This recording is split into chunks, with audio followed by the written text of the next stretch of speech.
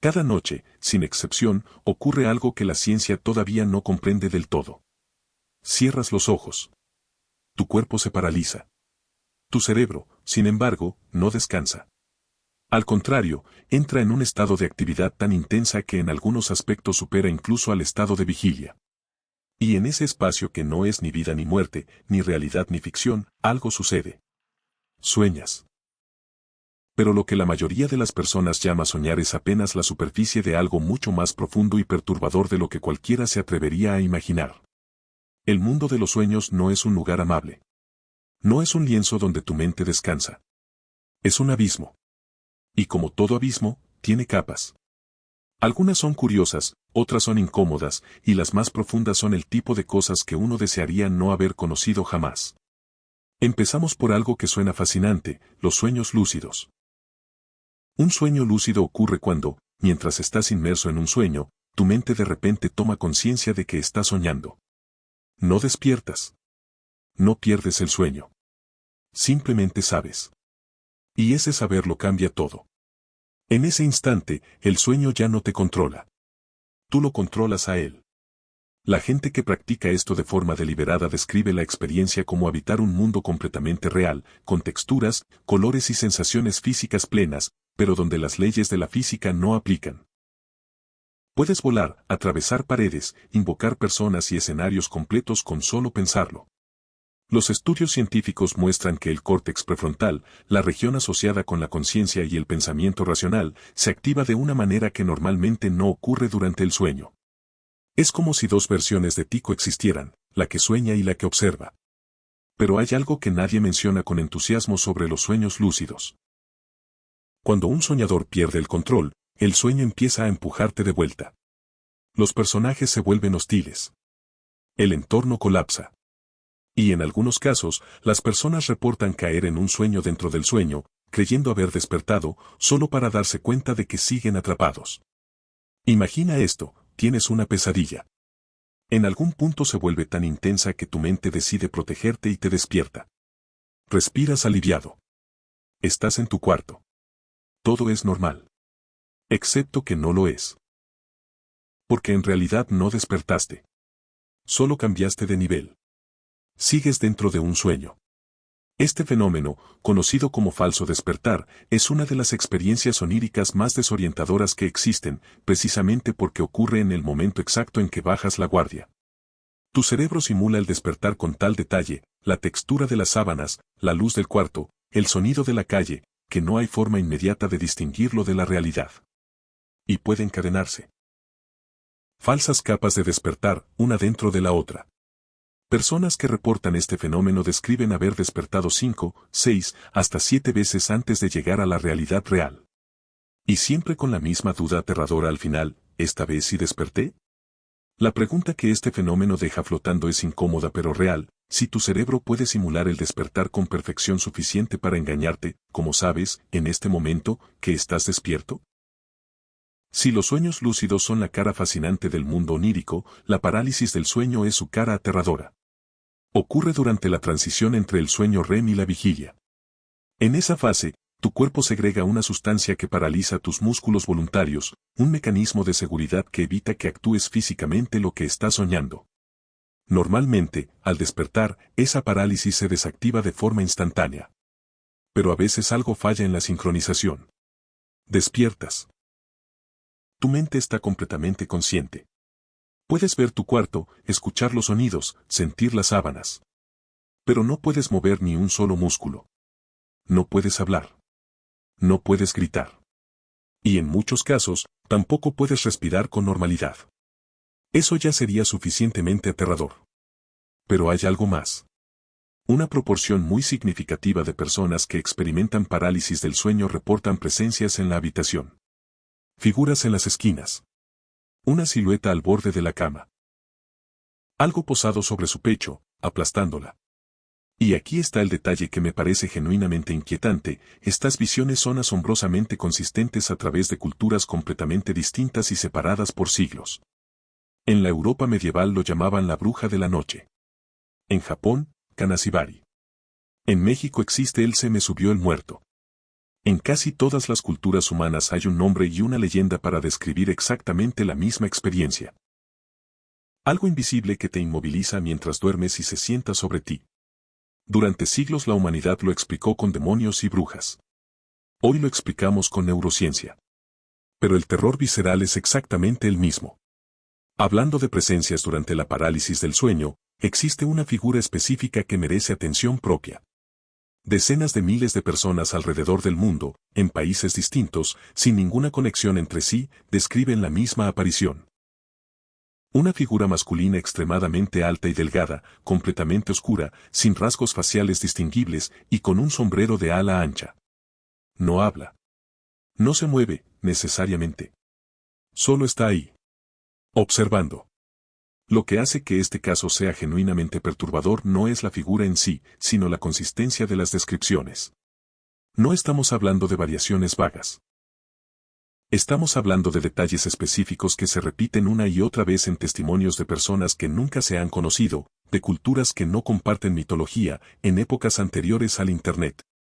La explicación científica es que el cerebro humano, al procesar una amenaza en la penumbra, proyecta arquetipos similares porque todos compartimos la misma estructura neurológica. Pero eso no responde a una pregunta que muchos se hacen: ¿por qué ese sombrero?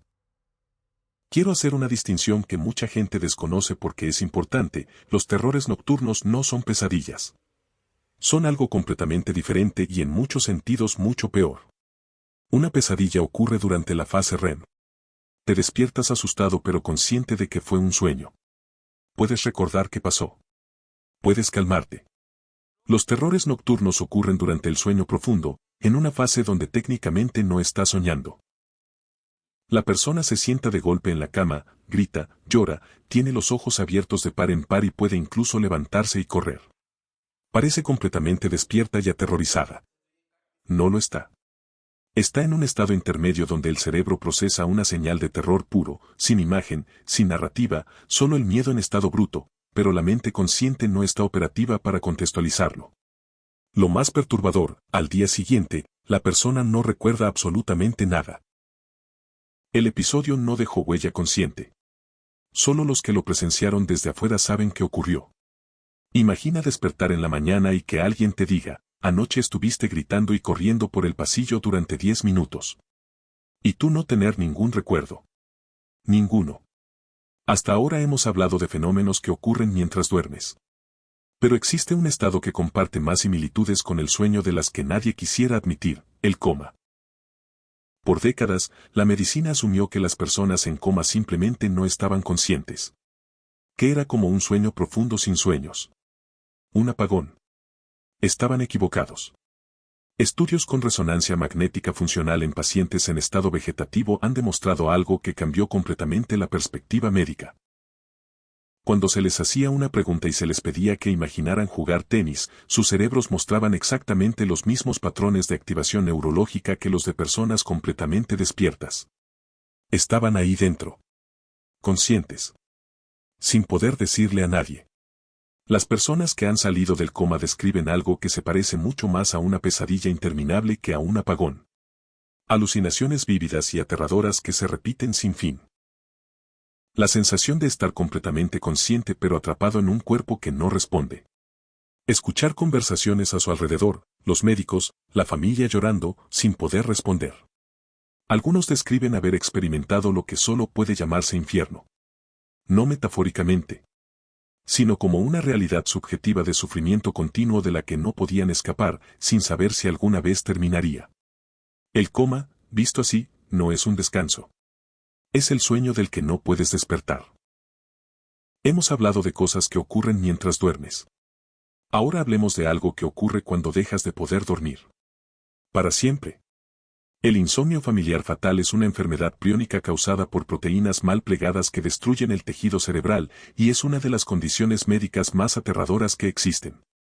Comienza con dificultades para dormir. No insomnio ordinario. La persona siente cansancio, siente la necesidad de dormir, pero el sueño simplemente no llega porque la parte del cerebro que lo regula está siendo destruida progresivamente. En las semanas y meses siguientes, la privación acumula sus efectos con una crueldad metódica. Primero vienen las alucinaciones, indistinguibles de la realidad. luego la demencia. La persona pierde la capacidad de controlar sus movimientos, de hablar, de reconocer a quienes la rodean. El promedio desde el diagnóstico hasta la muerte es de 18 meses. No existe tratamiento. No existe cura. Lo que hace a esta enfermedad especialmente devastadora es lo que representa a nivel existencial. El sueño no es un lujo. Es tan fundamental para la existencia humana que cuando se elimina completamente, la mente colapsa en semanas. Todo lo que somos, nuestra memoria, nuestra personalidad, nuestra capacidad de amar y reconocer a quienes amamos, depende de esas horas de inconsciencia que damos por sentadas cada noche. Y terminamos con algo que vive en la frontera entre la historia real y la leyenda urbana, porque a veces esa frontera es exactamente donde las cosas se ponen más interesantes. La historia del experimento ruso del sueño circula en Internet desde principios de los 2000. Científicos soviéticos habrían sometido a 5 prisioneros a privación extrema de sueño con un gas experimental durante 15 días, estudiando los efectos en el organismo.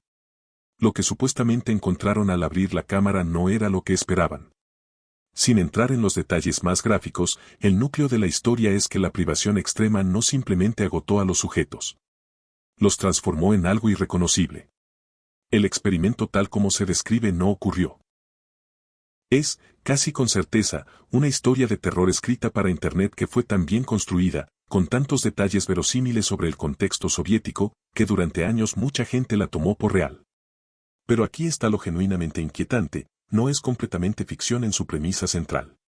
Los experimentos reales de privación de sueño, los que sí están documentados, muestran que después de 4 días sin dormir el cerebro produce alucinaciones indistinguibles de la realidad. Después de una semana, la personalidad se fragmenta. En estudios con animales, después de 10 días, se produce la muerte. La ficción tomó algo real y lo llevó a su conclusión lógica. Lo que la hace tan efectiva es que en su núcleo hay una verdad que ningún científico negaría: privarnos del sueño es privarnos de nuestra humanidad. Y aquí terminamos el descenso. Hemos pasado por los sueños lúcidos y la trampa de los falsos despertares. Por la parálisis del sueño y la figura que culturas enteras, sin comunicación entre sí, han descrito igual. Por los terrores nocturnos que no dejan recuerdo. Por el coma como sueño sin salida. Por la enfermedad que elimina el sueño para siempre.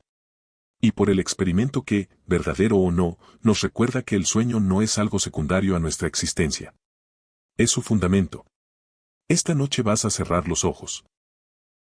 Y en ese espacio entre la conciencia y la nada va a ocurrir algo que ningún científico comprende completamente y que ningún ser humano puede evitar. Que duermas bien.